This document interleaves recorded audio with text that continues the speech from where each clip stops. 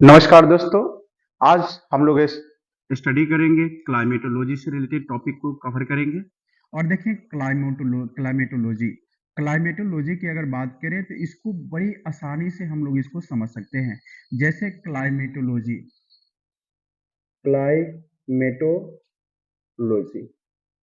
ठीक है, इसको बोलेंगे जलवायु विज्ञान। जलवायु विज्ञान, ठीक है, जलवायु विज्ञान, क्लाइमेटोलॉजी। और इसमें जो क्लाइमेटोलॉजी है, ये दो शब्द है। एक क्लाइमेट है, अगर आप देखें तो एक क्या होगा, लॉजी है, और एक क्लाइमेट है। तो देखिए दो वर्ड हम लिखते हैं, क्लाइमेट, क्लाइमेट, और एक है लॉजी, LOG। क्लाइमेट का मतलब आपको पता है कि जलवायु होता है, कौन सा, जलवायु है। और लॉजी का मतलब क्या है, लॉजी का मतलब अध्ययन से है, कौन सा, अध्ययन से है। Got it. तो क्लाइमेटोलॉजी यानी क्लाइमेट ऐसा विषय जिसमें जलवायु का अध्ययन किया जाता है।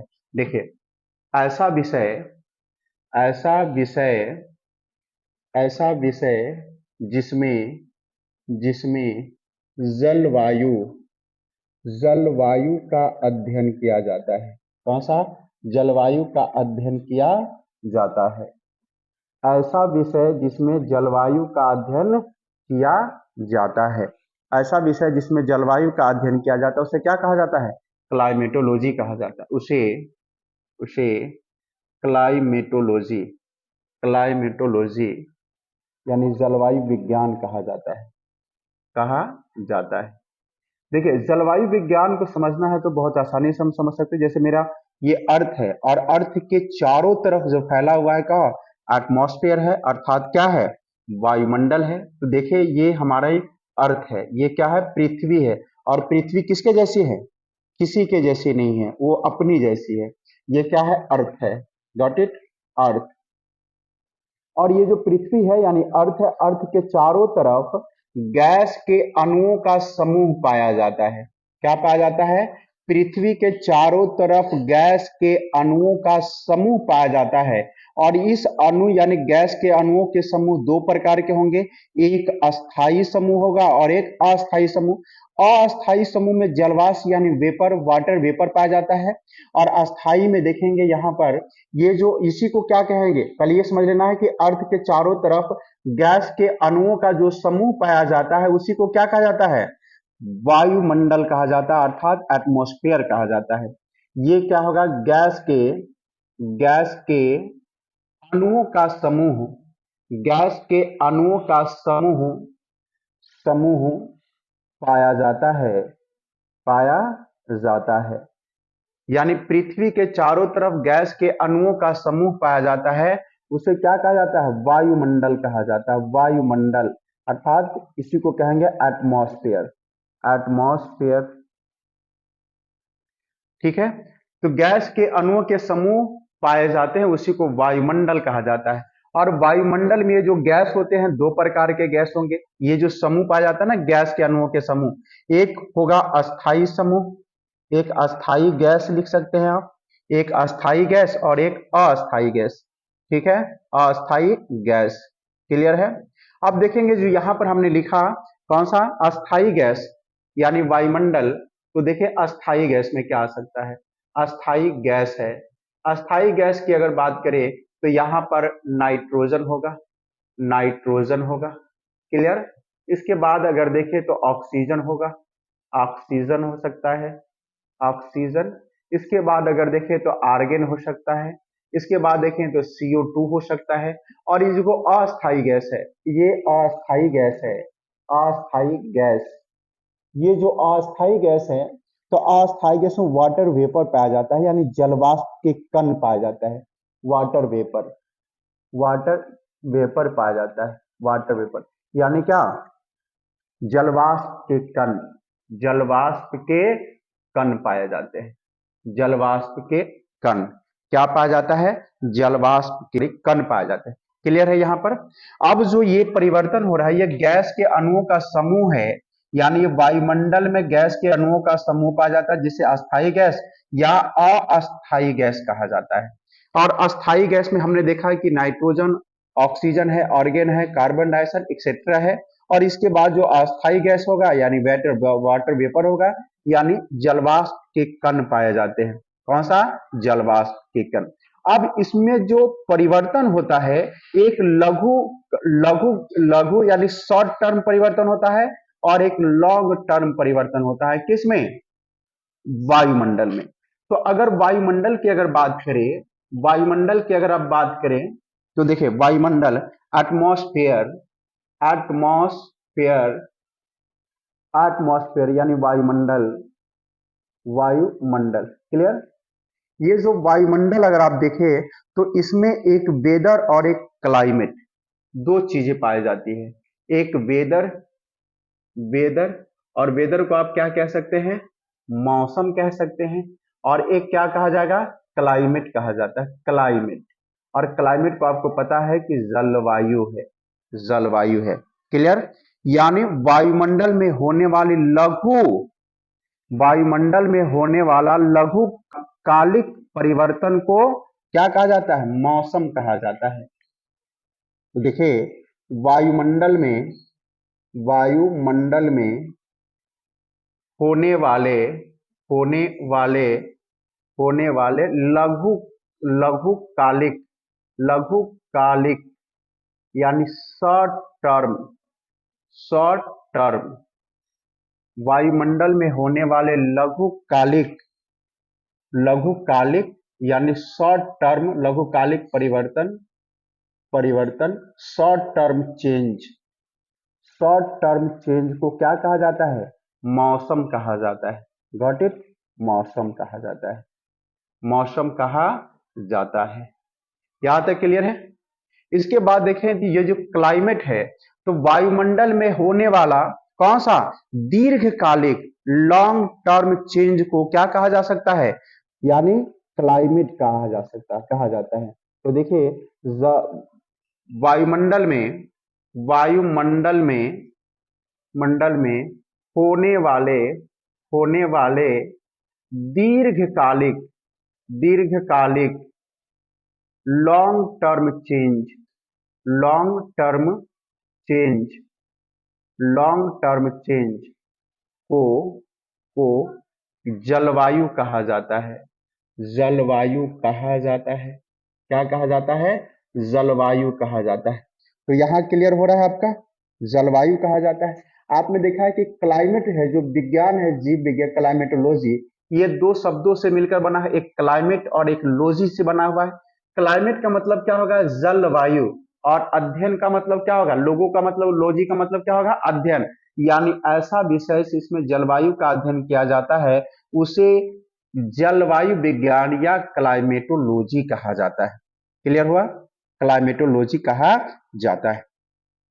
अब यहां पर हमने कहा है कि जो पृथ्वी है, पृथ्वी के चारों तरफ गैस के अणुओं का समूह पाया जाता है। और ये गैस के अणुओं का समूह दो प्रकार, दो तरीके से रहते हैं। एक परमानेंट रहता है और एक कौन सा? टेम्पोररी रहता है। तो परमानेंट में अगर देखें तो नाइट्रोजन हो सकता है, आर्गन हो सकता है, ऑक्सीजन हो सकता है, कार्बन डाइऑक्साइड और एक्सेट्रा हो सकता है। इसके बाद अगर देखें तो यहां पर हमने देखा था कौन सा? यानी अस्थाई। अस्थाई का मतलब वाटर वेपर होता है, यानी जलवाष्प, यानी जलवाष्प के कण पाए जाते हैं। क्या पाया जाता है? जलवाष्प के कण पाए जाते हैं। और उसके बाद देखेंगे जो एटमॉस्फेयर है, यानी जो वायुमंडल है, वायुमंडल में यानी क्या होता है? परिवर्तन होता है, एक मौसम परिवर्तन होता है, एक जलवायु परिवर्तन होते रहते हैं। तो अब सवाल उठता है कि मौसम क्या है? तो वायुमंडल में होने वाले लघुकालिक यानी शॉर्ट टर्म चेंज को मौसम कहा जाता है। और वायुमंडल में होने वाले दीर्घकालिक लॉन्ग टर्म परिवर्तन को यानी लॉन्ग टर्म चेंज को क्या कहा सकता है? यानी क्लाइमेट कहा जा सकता है, यानी जलवायु कहा जाता है।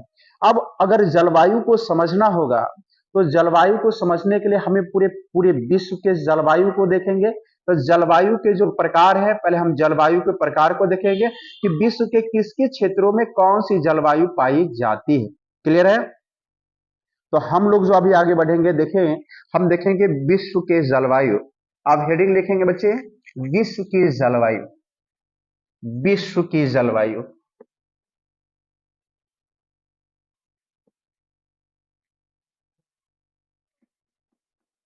विश्व की जलवायु, विश्व की जलवायु, विश्व की जलवायु, क्लियर है? विश्व की जलवायु, विश्व की जलवायु यानी world climate, world climate, clear है? World climate. देखिए विश्व की अगर जलवायु की बात करें तो विषुवत रेखीय जलवायु जो विषुवत रेखा के 5 डिग्री नॉर्थ और 5 डिग्री साउथ में पाया जाता है। तो पहला आप लिख सकते हैं विषुवत रेखीय, विषुवत रेखीय, विषुवत रेखीय जलवायु, विषुवत रेखीय जलवायु क्या होगा? विषुवत रेखीय जलवायु। इसके बाद होगा सूडानी तुल्य जलवायु या सवाना तुल्य जलवायु, सूडानी जलवायु, सूडानी या सवाना तुल्य, सवाना तुल्य जलवायु, सवाना तुल्य जलवायु यानी इसी को कह सकते हैं आप सवाना जलवायु। इसके बाद देखें मानसूनी जलवायु भारत में है, मानसूनी जलवायु, मानसूनी जलवायु, मानसूनी जलवायु की बात करें। इसके 4th नंबर पर आप अगर देखेंगे तो उष्ण मरुस्थलीय सहारा तुल्य जलवायु, उष्ण मरुस्थलीय, उष्ण मरुस्थलीय, मरुस्थलीय या सहारा तुल्य जलवायु, सहारा तुल्य जलवायु, क्लियर? इसके बाद 5th नंबर पर अगर आप देखें तो भूमध्य सागरीय जलवायु, भूमध्य, भूमध्य सागरीय, सागरीय जलवायु, भूमध्य सागरीय जलवायु। इसके बाद 6 नंबर पर अगर आप देखें तो यहाँ पर शीतोष्ण, शीतोष्ण मानसूनी जलवायु है। कौन सा? शीतोष्ण, शीतोष्ण मानसूनी, मानसूनी जलवायु, शीतोष्ण मानसूनी जलवायु। इसके बाद देखिए यूरोपीय तुल्य जलवायु की बात करेंगे 7th नंबर पर, यूरोपीय, यूरोपीय तुल्य जलवायु, यूरोपीय तुल्य जलवायु की बात करें, जलवायु, क्लियर?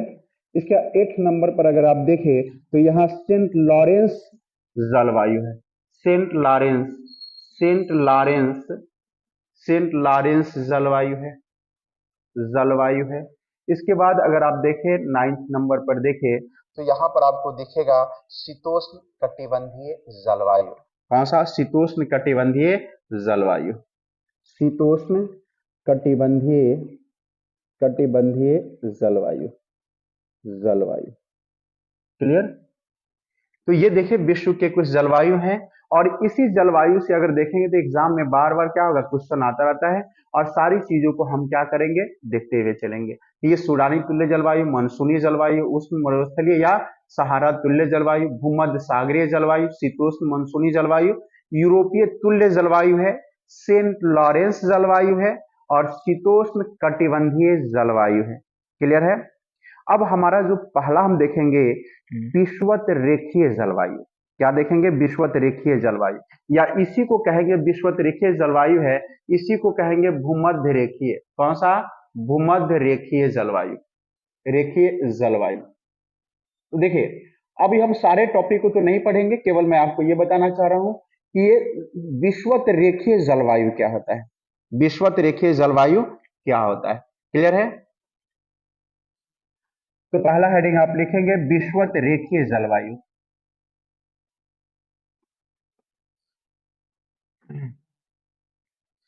विषुवत रेखीय, देखिए विषुवत रेखीय जलवायु है, इसको देखिए आप, अगर आप एक मेरे साथ देखिए, ये बीच से गुजरती है, कौन सा? विषुवत रेखा है। कौन सा? विषुवत रेखा। और विषुवत रेखा है, ये बीच वाला पार्ट कौन सा हो गया? विषुवत रेखा, विषुवत रेखा पृथ्वी के बीचों बीच से गुजरती है, उसे क्या कहा जाता है? विषुवत रेखा। क्लियर? ये विषुवत रेखा है, विषुवत रेखा। और विषुवत रेखा से 5 डिग्री नॉर्थ और 5 डिग्री साउथ, यानी एक ये है 5 डिग्री नॉर्थ और 5 डिग्री कौन सा? साउथ। 5 डिग्री नॉर्थ और 5 डिग्री कौन सा? साउथ। ये अगर देखिए 5 डिग्री नॉर्थ और 5 डिग्री साउथ, इसी को कहा, यहीं पर कौन सा है? यानी विषुवत रेखीय जलवायु पाई जाती है। कौन सा? विषुवत रेखीय जलवायु। तो देखेंगे 0 से 5 डिग्री नॉर्थ, क्लियर, और 0 से 5 डिग्री साउथ। ये 0 से 5 डिग्री नॉर्थ और 0 से 5 डिग्री साउथ के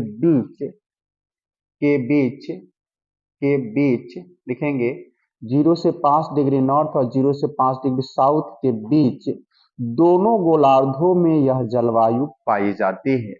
दोनों गोलार्धों में यह जलवायु पाई जाती है। इस जलवायु में रोज दोपहर, दिन के दोपहर के बाद क्या होती है? वर्षा होती है। इस जलवायु में दिन के दोपहर के बाद प्रतिदिन वर्षा होती है, जिसके कारण यहाँ उमस जिसके कारण यहाँ उमस ज्यादा पाई जाती है और उमस ज्यादा पाई जाती है उमस ज्यादा पाई जाती है और यहाँ कीड़े मकोड़े भी और यहाँ कीड़े मकोड़े भी बहुत पाए जाते हैं और यहाँ कीड़े मकोड़े भी बहुत अधिक पाए जाते हैं। देखिए यहाँ पर क्या कि सूर्य यहाँ पे है और यहाँ पर क्या होगा? तापमान ज्यादा होगा और तापमान ज्यादा होने के कारण यहाँ वर्षा होगा और वर्षा होने के कारण क्या होगा कि ज्यादा अगर वर्षा होगा तो यहाँ पर क्या जीवन संभव होगा? नहीं होगा। यानी जीवन यहाँ क्या होगा? बहुत ज्यादा कष्टमय हो सकता है। यानी स्वास्थ्य के लिए ये जलवायु बहुत ही ज्यादा क्या होगा? खराब है। मैं थोड़ा सा ब्रीफ कर देता हूँ। स्वास्थ्य के लिए ये जलवायु ज्यादा खराब है। तो स्वास्थ्य के लिए क्या होगा? ज्यादा खतरनाक है ये जलवायु। स्वास्थ्य के लिए ज्यादा खतरनाक जलवायु माने जाए। इसलिए इस जलवायु को सख्तहीनता का क्षेत्र भी कहा जाता है। इसलिए स्वास्थ्य के लिए ज्यादा खराब होने के कारण इस जलवायु को स्वास्थ्यहीनता का क्षेत्र भी कहा जाता है। लिख लेंगे। इसलिए इस जलवायु को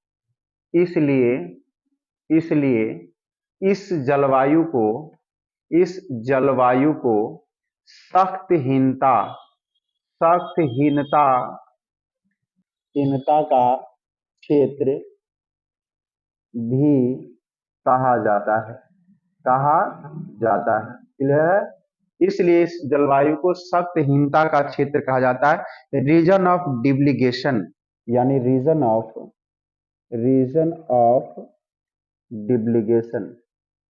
डिब्लिगेशन क्या कहा जाता है? रीजन ऑफ डिब्लिगेशन कहा जाता है। रीजन ऑफ डिब्लिगेशन, सुस्ती की जलवायु यानी आलस की जलवायु, इसी को कहा जाता है। इसे क्या कहा जाएगा? सुस्ती की जलवायु या इसे ही कहा जाता है आलस की जलवायु।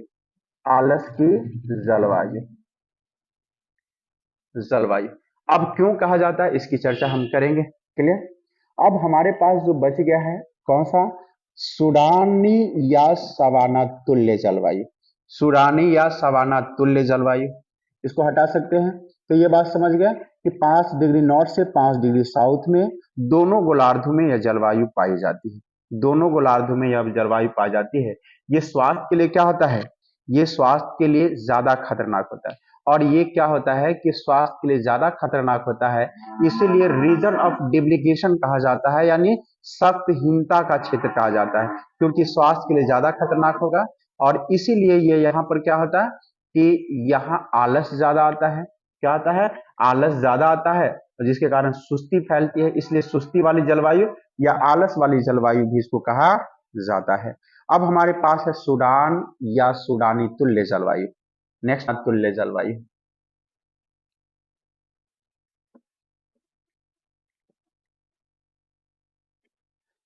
लिखेंगे। सूडानी या